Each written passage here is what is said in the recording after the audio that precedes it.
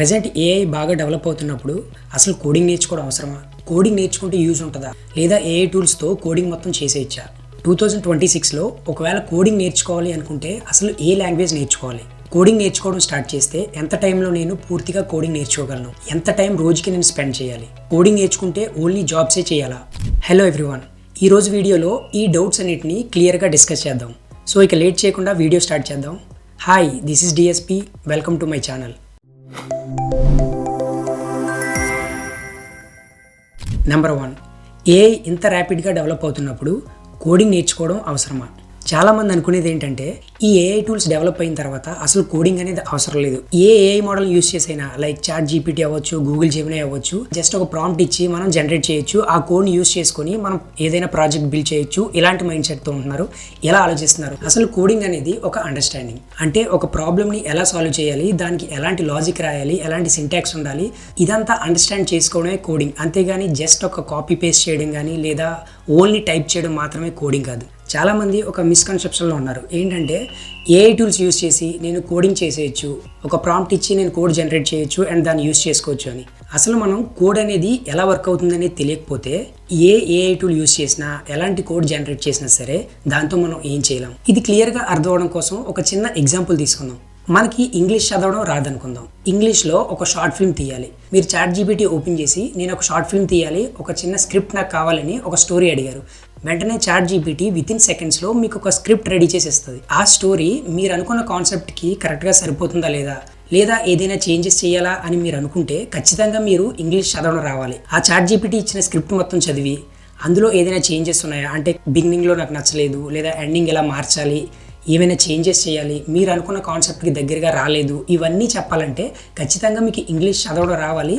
అది చదివిన తర్వాత కానీ మీరు అర్థం చేసుకోలేరు. సో ఇది కోడింగ్కి అప్లై చేస్తే సేమ్ అలాగే ఏదైనా కోడ్ మీరు జనరేట్ చేస్తే like any AI tool use చేసి మీరు జనరేట్ చేస్తే అది ఎలా వర్క్ అవుతుందో మీకు అర్థం అవ్వకపోతే దాంతో ఏం చేయలేం. సో కోడింగ్ నేర్చుకోవాల్సిన అవసరం లేదు, ఏఐ టూల్స్ చాలా ఉన్నాయి, ఈ టూల్స్ యూస్ చేసి మనం కోడ్ మొత్తం జనరేట్ చేసేయచ్చు అనేది ఒక మిస్కన్సెప్షన్ మాత్రమే. సో మీరు ఐటీ ఇండస్ట్రీలో ఏదైనా జాబ్ చేయాలన్నా లేదా ఆల్రెడీ చేస్తున్న జాబ్లో అప్ స్కిల్ అవ్వాలన్నా సరే ఖచ్చితంగా ఏదో ఒక ప్రోగ్రామింగ్ లాంగ్వేజ్ నేర్చుకోవాలి.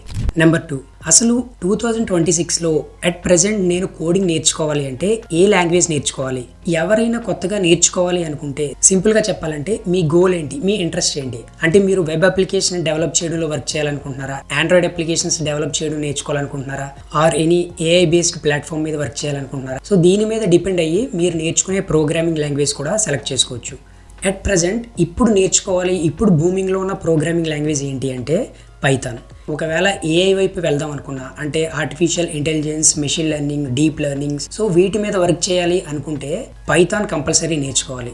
నెంబర్ 3, కోడింగ్ నేర్చుకోవాలంటే ఎంత టైం పడుతుంది, అంటే నేను ఎంత టైం స్పెండ్ చేసి నేర్చుకోవచ్చు అనేది చూద్దాం. కోడింగ్ నేర్చుకోవడానికి ఎంత టైం పడుతుంది అనేది మీరు స్పెండ్ చేసే టైం మీద డిపెండ్ అయి ఉంటుంది. ఫర్ ఎగ్జాంపుల్ వీక్లో ఏదో ఒక రోజు ఒక 6 to 7 అవర్స్ స్పెండ్ చేశాను, లేదా ఒకే రోజు ఒక 10 అవర్స్ స్పెండ్ చేసి నేను నేర్చుకున్నాను, మళ్ళీ గ్యాప్ ఇచ్చి వదిలేసి మళ్ళీ ఎప్పుడో ఒక 10 days తర్వాత మళ్ళీ ఒక 1 hour 2 hours నేర్చుకున్నాను. దీనికంటే డైలీ ఒక 1 hour స్పెండ్ చేసి నేర్చుకొని ప్రాక్టీస్ చేయడం అనేది చాలా ఇంపాక్ట్ చూపిస్తుంది. కోడింగ్ నేర్చుకోవడం అనేది ఒక నెవర్ ఎండింగ్ ప్రాసెస్ అని చెప్పొచ్చు. మీరు ఒక 10 years or 15 years ఎక్స్పీరియన్స్ ఉన్న ఒక సాఫ్ట్వేర్ ఇంజనీర్ని అడిగి చూడండి, 6 monthsకి ఒకసారి అయినా లేదా 1 yearకి ఒకసారి అయినా సరే ఏదో ఒక కొత్త స్కిల్ నేర్చుకుంటూనే ఉంటారు. అంతేగాని నేను నేర్చుకున్న స్కిల్స్ సరిపోతాయని ఓన్లీ జాబ్ చేసుకుంటూ ఇక మొత్తం నేను ప్రాక్టీస్ చేయాల్సిన పని లేదు, కొత్త స్కిల్స్ నేర్చుకోవాల్సిన పని లేదని ఎవరు ఉండరు. ఒకసారి కావాలంటే మీరు అడిగి చూడండి. ఓవరాల్గా చూస్తే నేర్చుకోవడం అనేది ఒక టైం పీరియడ్తో ఎండ్ అవుద్ది, ఈ టైంలో నేను నేర్చుకుని ఆపేయచ్చు అనేది ఏమి ఉండదు. కంటిన్యూస్గా నేర్చుకోవాల్సి ఉంటుంది. ఇక్కడ మనం ఒక బేసిక్స్ వరకు, అంటే ఒక కోర్ వరకు నేర్చుకోవాలి అనుకుంటే, ఫర్ ఎగ్జాంపుల్ పైథాన్ని తీసుకుంటే డైలీ మీరు ఒక 1 to 2 hours స్పెండ్ చేస్తే 6 monthsలో మీకు కోర్ పైథాన్ మొత్తం నేర్చుకోవచ్చు. ఇది మీరు స్పెండ్ చేసే టైం మీద డిపెండ్ అయి ఉంటుంది. కరెక్ట్గా చెప్పాలంటే ఒక 1 year అయినా సరే డెడికేటెడ్గా స్పెండ్ చేయాల్సి ఉంటుంది. అప్పుడే మీకు ఏ కోడింగ్ లాంగ్వేజ్ మీద అయినా సరే ఒక గ్రిప్ వస్తుంది. ఓకే, ఒక పర్సన్ కోడింగ్ నేర్చుకోవడం స్టార్ట్ చేశాడు అంటే చాలామంది స్టార్టింగ్లో చేసే మిస్టేక్స్ ఏంటంటే ఫర్ ఎగ్జాంపుల్ పైథాన్ నేర్చుకుంటున్నాడు అనుకుందాం. ఒక 1 వీక్ 10 డేస్ నేర్చుకొని పెద్ద పెద్ద పైథాన్ కోడ్లు ఓపెన్ చేసి, అంటే థౌజండ్స్ ఆఫ్ లైన్స్ ఉన్న కోడ్ ఓపెన్ చేసి నేను నేర్చుకున్న ఎలిమెంట్స్ అందులో ఉన్నాయా లేవా, నేను నేర్చుకుంటున్న కరెక్టేనా లేదా అని చెక్ చేసుకోవడం అలవాటు. ఇది చాలా మంది చేసే బిగ్గెస్ట్ మిస్టేక్. ఇలా బేసిక్స్ కూడా పూర్తిగా నేర్చుకోకుండా నెంబర్ ఆఫ్ లైన్స్ ఉన్న కోడ్ని చూసి చాలా మంది భయపడుతూ ఉంటారు. దీన్నే coding phobia or programming anxiety అని కూడా అంటారు. ఇది చాలా మందికి ఉండే కామన్ ప్రాబ్లం. సో ఫస్ట్ మీరు నేర్చుకునేటప్పుడు అలాంటి వాటి జోలికి వెళ్ళకపోవడం బెటర్. ఎందుకంటే అట్లీస్ట్ ఒక 6 months అయినా స్పెండ్ చేసి అప్పుడు అవి చెక్ చేస్తే మీకు కొంచెం ఫెమిలియర్గా కనిపిస్తుంది. అదే ఇనీషియల్గా చూస్తే మాత్రం చాలా ప్యానిక్ అవుతాం. నెంబర్ 4, కోడింగ్ నేర్చుకుంటే ఓన్లీ జాబ్స్ మాత్రమే చేయాలా? మీరు కోడింగ్ నేర్చుకొని ఓన్లీ జాబ్ పర్పస్ మాత్రమే కాకుండా ఫ్రీలాన్సింగ్ కూడా చేయొచ్చు. అయితే ఈ ఫ్రీలాన్సింగ్ ఏంటంటే కొన్ని ప్లాట్ఫామ్స్ ఉంటాయి. Fiverr, Upwork, freelancer.com, we work remotely, ఇలాంటి కొన్ని ఫ్రీలాన్సింగ్ వెబ్సైట్స్ ఉంటాయి. ఆ వెబ్సైట్లో మనం రిజిస్టర్ అయ్యి మనకున్న కోడింగ్ లాంగ్వేజ్తో, మనకున్న ఐటీ స్కిల్స్తో ఓన్గా ప్రాజెక్ట్స్ చేసి మనీ కూడా ఎర్న్ చేయొచ్చు. కానీ ఇది చెప్పినంత ఈజీ కాదు. ఎందుకంటే ఇయర్స్ ఆఫ్ ప్రాక్టికల్ ఎక్స్పీరియన్స్ ఉన్న చాలా మంది ఆల్రెడీ అందులో రిజిస్టర్ అయి ఉంటారు.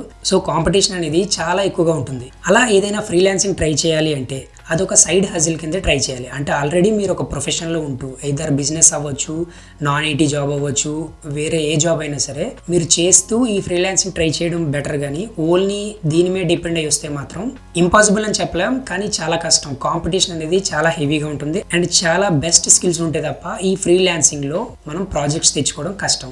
ఇలా ఆన్లైన్లో ఫ్రీలాన్సింగ్ కంటే ఇంకొంచెం ప్రాక్టికల్ అప్రోచ్ ఏంటంటే వెబ్ డెవలప్మెంట్.